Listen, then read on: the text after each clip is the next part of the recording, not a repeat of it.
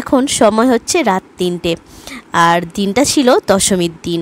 প্রতিমা নিরঞ্জনের পর আমরা খাওয়া দাওয়া করে একটু রেস্ট নিয়ে বেরিয়ে পড়েছিলাম রাত 2:30। কী যে ওয়েদার ছিল, কি প্রচণ্ড বৃষ্টি আর মেঘের গর্জন, আর তেমন মেঘের বিদ্যুৎ চমকানো। বাপরে বাপ, ওয়েদার দেখে তো মানে ভয়েই পেয়ে গেছিলাম। আর কিন্তু অনেক মজাও লেগেছে, অনেক ভালো লেগেছে। এই রকম অভিজ্ঞতা আমার প্রথম।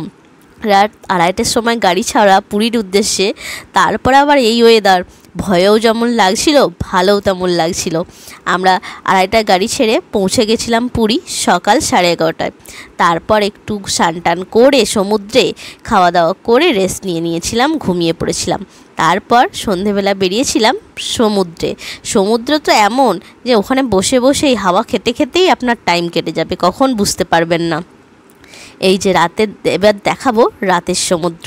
এই যে রাতের সমুদ্র, আর সমুদ্রের পার মানেই মাছ ভাজা। এই যে চারিদিকে মাছ ভাজার দোকান, আমি তো 4-5টার মতো মাছ ভাজার দোকান দেখলাম। আর এখানে নানা রকমের জিনিস, শঙ্খ থেকে শুরু করে সমস্ত কিছু এখানে দোকান পাবেন আপনারা।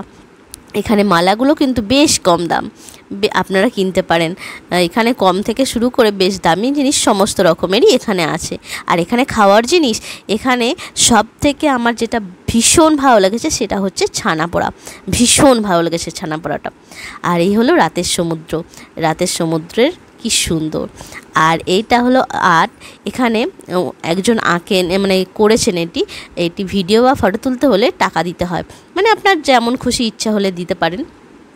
আর এই দোকানগুলো, এই যে রাতের সমুদ্রের পার কি জমজমাট হয়ে উঠেছে, কি যে ভালো লাগছে। আর এখান থেকে আমি নিয়েছিলাম গলার মালা আর শঙ্খ। এই যে গলার মালাটা দেখাচ্ছি, এই যে দামটা ঠিক এখন মনে নেই, শঙ্খটাও মনে নেই, তবে শঙ্খটা আমি দেখাচ্ছি। এই যে শঙ্খটা, কী যে ভালো লেগেছে শঙ্খটা, তাই নিয়ে নিলাম। এবার খাবো মাছ ভাজা, এখান থেকে নেব মাছ ভাজা। চিংড়ি মাছের প্লেট 100 টাকা প্লেট, আর পমফ্রেটের দাম পার পিস 100 টাকা, এই 80 টাকা। 100 টাকার এই যে চিংড়ি মাছ, যেটা টেস্ট কিন্তু অনেক ভালো ছিল। আর 80 টাকা করে পার পিস পমফ্রেট, সেটাও কিন্তু অনেক ভালো ছিল খেতে। তারপর মেয়ের শখ হলো উঠে চড়ার, কিন্তু একা তো উঠতে পারবে না, তাই দাদা সেই শখটা মেটালো। দুজনের নিয়েছিল 150 টাকা।